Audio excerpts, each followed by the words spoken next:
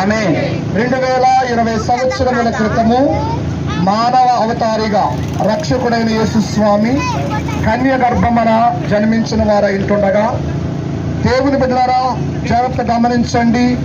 ఆయన 33.5 సంవత్సరములు ఈ భూలోకములో జీవించి 3.5 సంవత్సరములు దివ్యమైన సేవ చేసిన వారై ఉన్నారు. యేసుస్వామి సేవా జీవితములో అనేకమైన అద్భుతమైనటువంటి కార్యములు, ఆశ్చర్య కార్యములు ఆయన జరిగించిన వారై ఉన్నారు. ఆయన పాపులను వెదికి రక్షించిన కొరకు యేసుస్వామి లోకములోనికి వచ్చారు.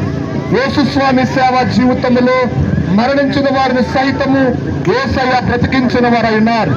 యేసుస్వామి మన అందరి నిమిత్తమై ఘోరమైన శిలువను మోసి ఆయన శిలువలో మరణించి సమాధిని బద్దలుగొట్టుకుని 3వ దినమున జయించి పునరుత్థానుడిగా తిరిగి లేచిన వారై ఉన్నారు.